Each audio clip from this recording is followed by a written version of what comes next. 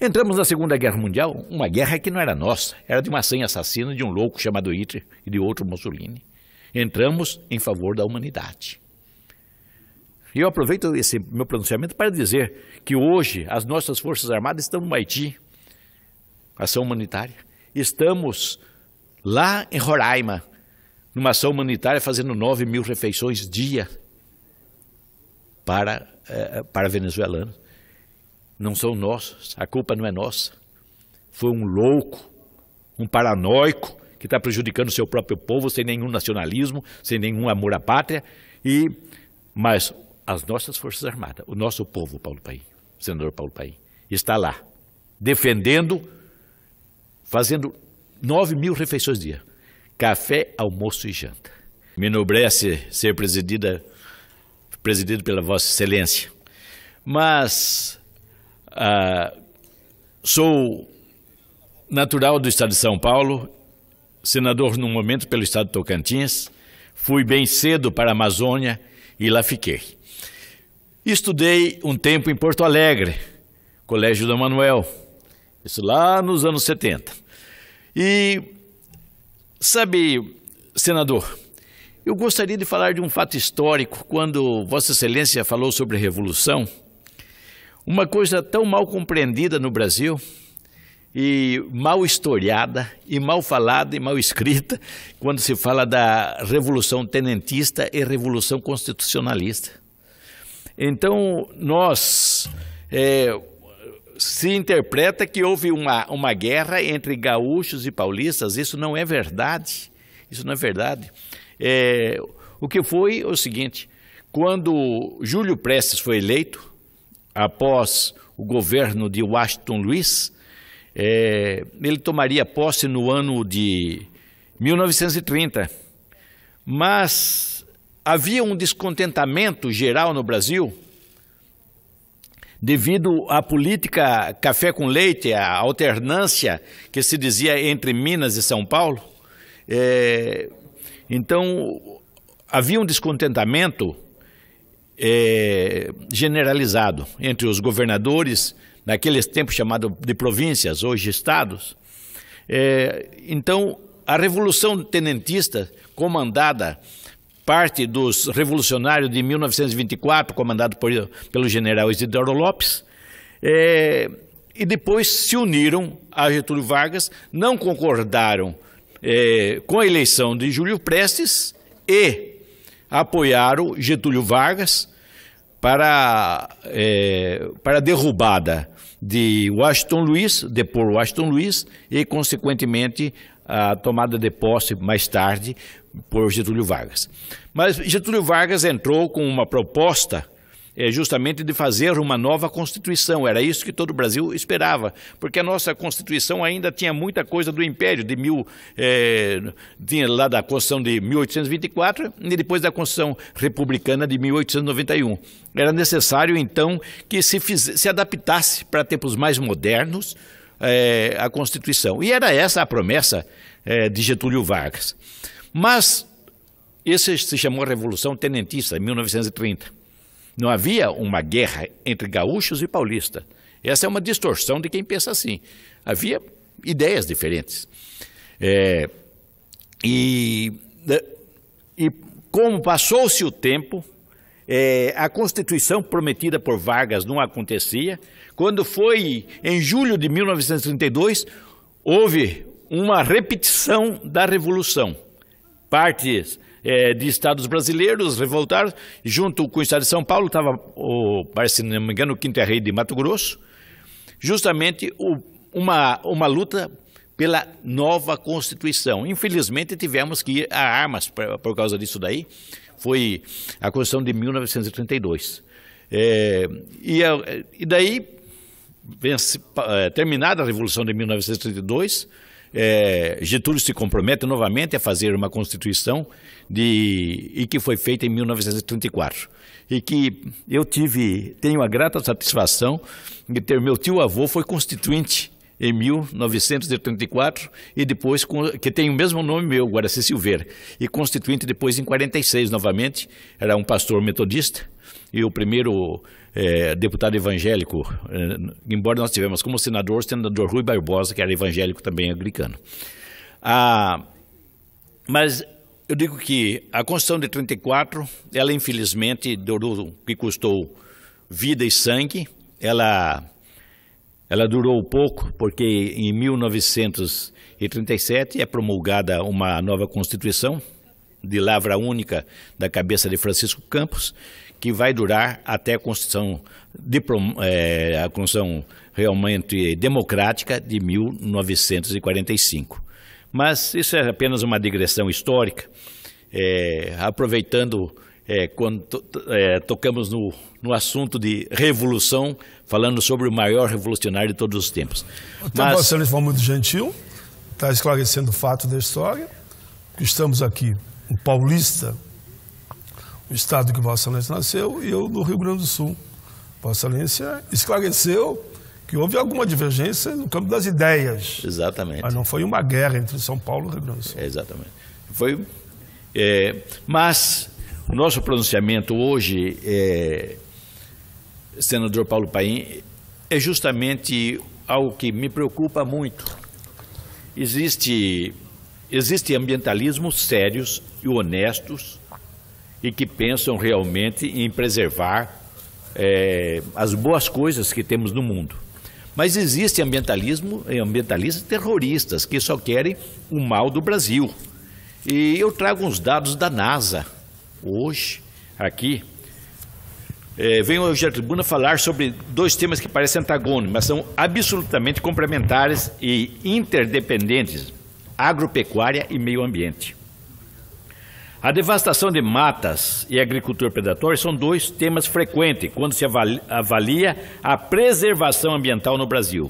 Num falatório mal informado e repetido muitas vezes e de modo desonesto, porque, sabe, senador, quer jogar muito o mundo contra nós. E isso não é justo. Isso não é justo. Por exemplo, eu até defendo que esse próximo evento sobre a preservação ambiental seja feito no Brasil para nós debatermos e mostrarmos que nós não somos destruidores da natureza. Nós não somos destruidores da natureza. Não somos. Vossa Excelência é de uma região que os italianos subiram as encostas dos morros. O quê? Foi destruída a natureza? Não. Plantamos vinhas aonde se retira riquezas e divisas para esse país. Plantamos maçãs naquela região, aonde se tira divisas e riquezas para esse país. Então não é o produtor brasileiro, não é agropecuarista, um assassino da natureza. Esse povo, essa nossa gente precisa ser honrada, precisa ser preservada. Porque, senador Paulo Paim, não existe nada mais estratégico do que a alimentação. Nós podemos viver sem tecnologia, sem celulares, sem computadores, sem carros, sem aviões, tudo isso nós podemos viver. Mas nós não podemos viver sem alimentação. O povo brasileiro, o mundo não vai viver sem trigo, sem arroz, sem feijão, sem soja, sem açúcar, sem os tubérculos, sem as nossas frutas e legumes. Não vai viver. Então não é nada mais estratégico. Não é nada mais estratégico do que a alimentação. E o Brasil tem 8,5 milhões de quilômetros quadrados de terras férteis. Então as pessoas que trabalham difamando o Brasil, criticando o Brasil como se fôssemos destruidores da natureza, estão prestando um desserviço. É traição à pátria, é traição à nação brasileira, porque nós podemos superar em riqueza todas as nações. Que fabriquem os chineses, japoneses, americanos, alemães, os mais avançados computadores do mundo. Depois nós vamos pegar 1 quilo de café e trocar por isso daí. Vamos pegar 1 quilo de carne e vamos trocar. Essa é a nossa tendência. Não estou dizendo que não devemos avançar na tecnologia, não é isso que estou dizendo. Mas não existe mais, nada mais que o homem precise mais do que alimentação. E o empresário rural, o sitiante, o agricultor, vejamos bem, queriam que fosse reflorestado aquela região das serras onde foram plantadas as uvas. aonde foram plantados os cafezais em Minas, por exemplo, na região de Machado. Senador, as pessoas que combatem os nossos agricultores é porque não tem cheiro de terra, não conhecem, não vivem. Querem fazer ecologia da Amazônia tomando uísque e cerveja na Vieira Solto, ou na Avenida Paulista, ou em Londres e Nova York. Se comete um crime contra a nação brasileira. Cria-se uma ideia de um aquecimento global, que também não é verdade. Cria-se uma mentira sobre o aumento dos oceanos, que também não é verdade. As primeiras medições de oceano foram feitas em 1740 pela Marinha Inglesa e pela Marinha Francesa, e depois em 1780. No Brasil, as primeiras medições foram feitas em 1831 por ordem do imperador para a demarcação das nossas terras. E incrivelmente, senador Assir, senador Paim, as medições dos níveis do mar e dos rios continuam os mesmos de 1831 ou de 1740. Então cria-se muita mentira. Eu não sei a serviço de quem, mas eu sei que é um serviço contra o Brasil.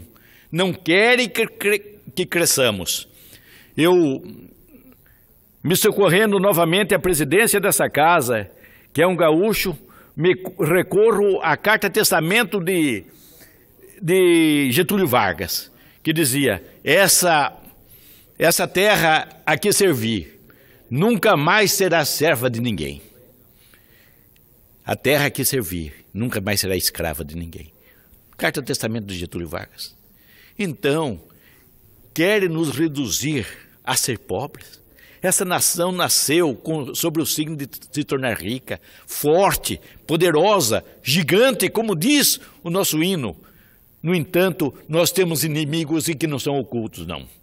São inimigos bem revelados, mas não revelam a verdadeira farsa desse fraude cativante chamado ambientalismo. Eu sou a favor do meio ambiente, mas sou contra aqueles que querem travar o progresso e o desenvolvimento do Brasil. Senador, nós temos milhões e milhões de hectares de terras que podem ser agricultáveis. O mundo continua crescendo. Querem parar o desenvolvimento do Brasil? Pare de nascer gente no mundo. Mas nós temos mais de 7 bilhões de pessoas que precisam ser alimentadas. E é o Brasil esse grande celeiro. Nós só temos 7,6% de área usada na agricultura. Com a agropecuária chegamos a 17%. Mas o ciclo é sempre assim. Abre-se a terra com a agropecuária, como aconteceu nos Pampas Gaúcho. E mais tarde vem a agricultura. Meus amigos senadores, minha gente do Brasil, aqueles que nos assistem pela TV Senado, que eu digo sempre, essa é uma grande opção de conhecimento e de sabedoria. Assista e prestigia a rádio e TV Senado. Senador Paulo Paim, a agricultura brasileira, ela tem força gigantesca. Ela pode ser realmente o instrumento que vai transformar o Brasil na primeira potência mundial. Que não interessa a nós sermos a primeira potência militar.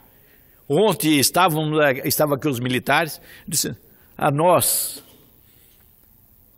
nossas forças armadas são forças da paz. Nós nunca entramos numa guerra que fosse nossa, nós só entramos em guerras de terceiro e nós entramos sempre para levar a paz. Então, meu bom amigo senador Paulo Paim, eu vejo nos entreveros que o Brasil teve, um pouco com o Uruguai, a Argentina, que hoje deixamos só para futebol. Entramos numa guerra do Paraguai, que também não era nossa, eu disse ontem aqui. Era uma guerra contra a Argentina, mas nós entramos por circunstâncias históricas. Entramos na Segunda Guerra Mundial, uma guerra que não era nossa, era de uma senha assassina de um louco chamado Hitler e de outro Mussolini. Entramos em favor da humanidade. E eu aproveito esse meu pronunciamento para dizer que hoje as nossas Forças Armadas estão no Haiti, ação humanitária. Estamos lá em Roraima, numa ação humanitária, fazendo 9.000 refeições dia para venezuelanos. Não são nossos, a culpa não é nossa. Foi um louco, um paranoico, que está prejudicando o seu próprio povo, sem nenhum nacionalismo, sem nenhum amor à pátria. Mas as nossas Forças Armadas, o nosso povo, Paulo Paim, o senador Paulo Paim, está lá, defendendo, fazendo 9.000 refeições dia. Café, almoço e janta. Então, essa é a generosidade do povo brasileiro e de nossas instituições. Mas eu continuo falando sobre a perseguição que se faz à agricultura brasileira. Senador, é tanta regularização, é tanta dificuldade que se põe sobre o povo mais simples, o povo mais humilde. Muitas vezes tem que pagar um imposto de R$15, mas para isso você tem que contratar um contador que esteja habilitado naquela situação.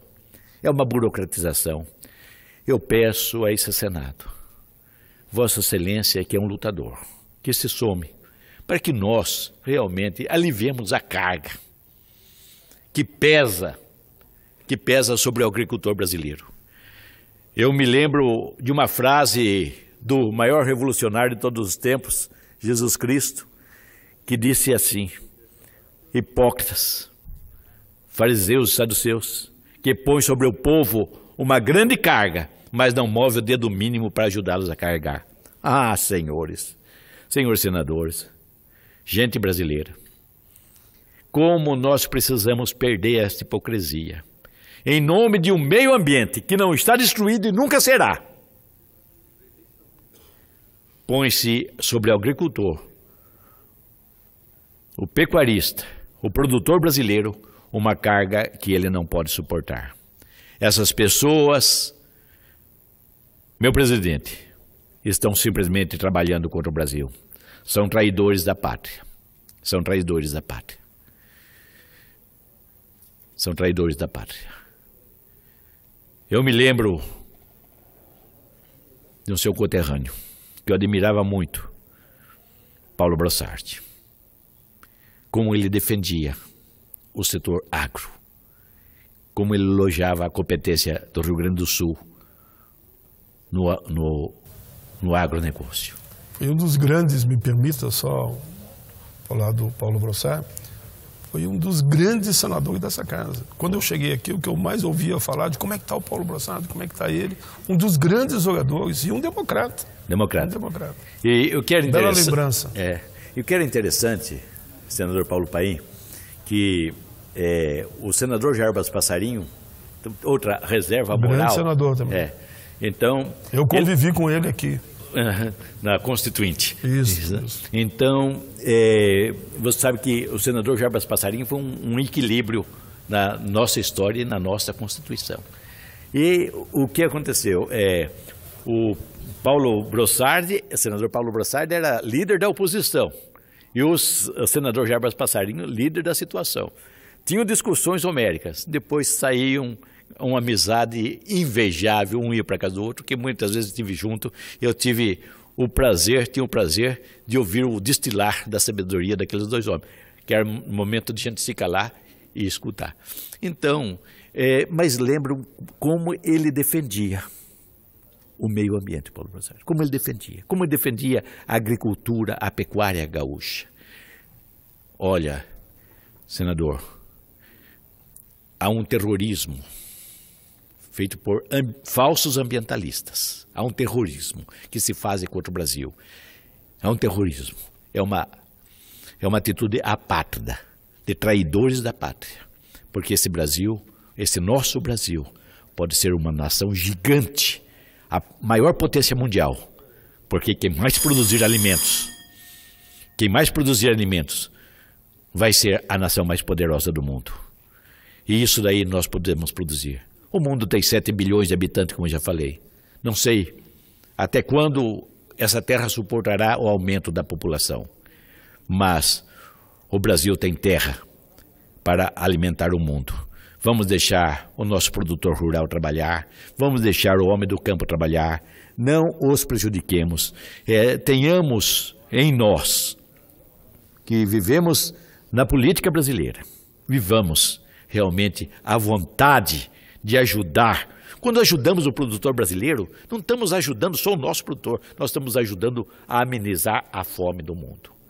Falava agora há pouco que dia 10 agora comemoramos 70 anos da Declaração Universal dos Direitos Humanos. Um dos direitos humanos, senador Paulo Paim, é poder se alimentar. E o Brasil pode fazer alimento para todos. Vamos deixar a gente do campo, a nossa gente trabalhar e produzir. Deus te abençoe, meu presidente. Deus abençoe a nação brasileira. Deus abençoe os senadores, os funcionários dessa casa, os assessores e repórteres. Que, lembre-se, o maior revolucionário de todos os tempos foi Jesus Cristo, que morreu um dia por nós. Deus abençoe a todos. Muito obrigado.